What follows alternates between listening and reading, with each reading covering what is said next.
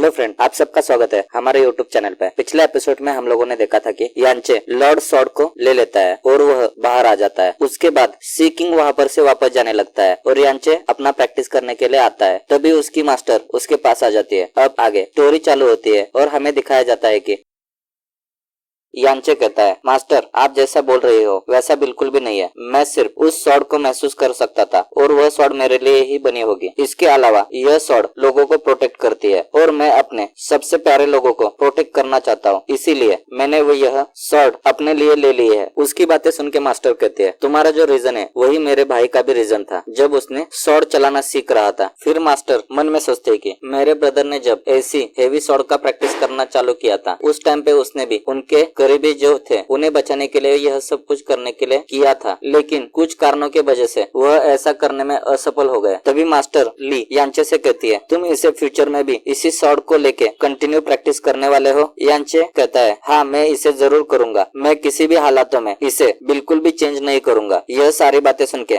Master बहुत ही खुश हो जाती है और वह उस सॉर्ड से हवा में आते हुए कहती है, बहुत ही अच्छी बात है, तो चलो मैं आज तुम्हें फॉरबिडन प्रोफाउंड आर्ट सिखाती हूँ, the great way of the Buddha. इस आर्ट का नाम सुनते ही यांचे बहुत ही खुश हो जाता है। मास्टर कहते हैं, इस आर्ट के 12 स्टेजेस होते हैं, इसे सिर्फ प्रोफाउंड वेन, प्राइमॉर्डिलर, ट्रू गॉड वाले ही बंदे कल्टीवेट कर सकते हैं। अगर इसे किसी और ने ट्राई किया तो वह बंदा वहाँ पर ही एक्सप्लोड हो जाएगा, मतलब फूट जाएगा। यह बात सुन के यांचे थोड़ा उदास हो जाता है। तभी मास्टर कहती है, तुम्हारे पास हेरिटेज है गॉड का, प्रोफाउंड वेन का, मेरे भाई के पास रेज गॉड के प्रोफाउंड वेन थे, उस वजह से वह सिर्फ 6 लेवल तक ही पहुँच पाया। अगर तुमने इसकी फर्स्ट लेवल भी कंप्लीट की तो तुम लगभग 1500 केजी तक अपने हाथों से उठा सकते हो। उस वजह से तुम यह सॉर्ड इजीली यूज कर पाओगे। यह आर्ट तुम्हारे बॉडी के सभी पार्ट को बहुत ही ज्यादा स्ट्रेंथ प्रोवाइड करती है। इसके अलावा यह बॉडी की रीजनरेटिव पावर भी बढ़ाती है। इसके अलावा आपके बॉडी पार्ट में से कोई पार्ट डैमेज भी हो गया तो यह अपने आप ही उसे रीजनरेट कर सकता है। आखिर में मैं इतना कहूंगी कि आप इस हेवी सॉर्ड को कभी भी मत छोड़िए। इसके अलावा आपका जो इंटेंशन है उस पे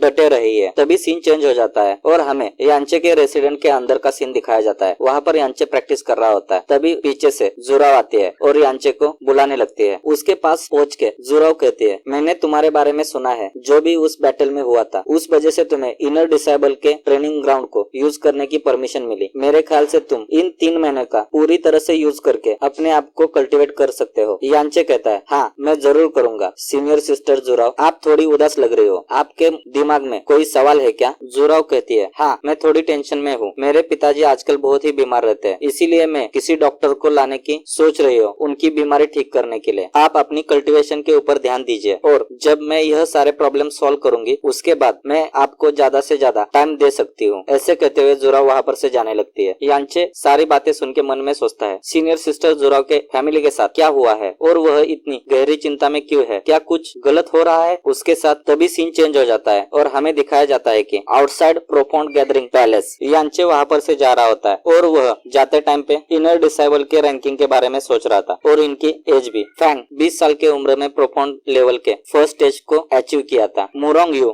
20 साल के उम्र में true profound realm 9th level achieve किया था। सी किंग 20 साल के उम्र में ट्रू प्रोफाउंड लेवल के 10th लेवल को अचीव किया था। यह सभी 2nd, 3rd, 4th लेवल पर ही है। तो फर्स्ट लेवल का फैन जूचेन 17 ईयर के ओल्ड में ही spirit profound realm 2nd level को अचीव किया होगा। यही सारे बातें यांचे सोचते हुए वहाँ पर से जा रहा होता है। तभी उसके पीछे से कोई यांचे को बुलाता है। वहाँ पर से यांचे के ओर आते हुए कहता है, शायद मैंने तुम्हें कहीं देखा है। उसके साथ मुरोंग यू होता है। वह कहता है, यह वही लिटिल बास्टर्ड है जिसने मेरे साथ डुएल का चैलेंज किया है। यह बात सुन के वह बंदा कहता है, क्या यह वही बंदा है जिसको अपनी जगह पता नहीं है? तभी हमें उस बंदे का नाम पता चलता है, फैंग बाई। यांचे के पीछे से सी किंग आने लगता है और आते आते कहता है, फैंग बाई अपनी जबान संभाल के बात करो। इन दोनों की बातें सुन के यांचे मन में सोचता है कि फैंग बाई इसके और सी किंग के बीच में ज्यादा डिफरेंस नहीं है। तभी फैंग कहता है, ठीक है, ज्यादा गुस्सा करने की जरूरत नहीं है, हम लोग यहाँ पर से जा रहे हैं, तुम इस कचरे का थोड़ा अच्छे से ख्याल रखना। उनके जाने के बाद सी किंग यांचे से कहता है, तुम थोड़ा ध्यान रखना, उनके नजदीक जाने की कोशिश मत करो। इसके साथ ही तुम अपने कल्टीवेशन पे भी ध्यान दो। यांचे कहता है, हाँ मैं यह करूंगा। इसके लिए आप कोई भी भी चिंता मत कीजिए। By the way brother seeking, मैं आपसे पूछना चाहता हूँ कि फैंग जूचेन क्या वही है जो कि हेवन बर्निंग क्लैन का बंदा है? सीकिंग हान कहते हैं। हाँ, वो वही है जो कि बर्निंग हेवन क्लैन का मास्टर है। उसे ब्लू विंड इंपीरियर पैलेस के थर्ड प्रिंस ने एक गेस्ट के रूप में यहाँ पर लाया है। फिलहाल वह लोग इंपीरियर फैमिली के इंटरनल प्रॉब्लम के वजह से एक दूसरे के साथ गठबंधन कर रहे हैं। उस वजह से वह लोग यहाँ पर से बाहर गए हैं। यदि कभी ऐसा समय आता है आप इनर पैलेस में कभी जाओगे, तब तुम इस झंझट के बारे में जान सकते हो। अभी तुम अपने प्रैक्टिस पे ध्यान दो और जल्द से जल्द अपनी लेवल बढ़ाने की कोशिश करो। यांचे मन में सोचता है कि ब्लू विंड इंपीरियर फैमिली यांचे वहाँ पर से निकलता है और प्रोफॉन गैदरिंग पैलेस कल्टीवेशन रूम में पहुंच जाता है। वहाँ पर पहुंच के यांचे उधर की एनर्जी एब्जॉर्ब करने लगता है और कहता है यह एनर्जी बहुत ही अच्छी है। यह एनर्जी बाकी जगह के तुलना में बहुत ही ज्यादा है। इसके अलावा यह प्लेस पूरी दुनिया से अलग है। तभी उसके सामने मास्टर ली आ जाती है। मास्टर ली कहती है यह जगह कल्टीवेशन करने के लिए बहुत ही अच्छी है। जब तक तुम यहाँ पर 3 महीना कल्टीवेशन करोगे, उस वजह से तुम आसानी से बूढ़ा स्किल का फर्स्ट लेवल को भी अचीव कर सकते हो। उस वजह से तुम यह मैच आसानी से जीत सकते हो। इसके अलावा तुम उसे मार भी सकते हो। तुम्हें बूढ़ी स्किल का यूज करने के लिए जो फॉर्मूला चाहिए वह मैंने तुम्हारे माइंड में पहले से ही डाल के रखा हुआ है। अब यह तुम्हारे ऊपर डिपेंड है कि तुम उसे कितनी जल्दी आत्मसात कर सकते हो और उसे यूज करने में सक्षम हो जाते हो। मास्टर की बातें सुन के यांचे कल्टीवेशन करने के लिए बैठ जाता है। तभी उसके माइंड से आवाज आती है, क्या तुम इसे कल्टीवेट करने के लायक हो या नहीं? तुम इसे असली में पाना चाहते हो? इसके अलावा तुम इसे किस तरह से कल्टीवेट करोगे? यांचे कहता है मैं सबसे ऊंची शक्ति चाहता हूँ जिससे मैं अपने प्रियजनों को बचा सकूं और उनकी रक्षा कर सकूं। सिर्फ इतना ही है। तभी फिर से उसे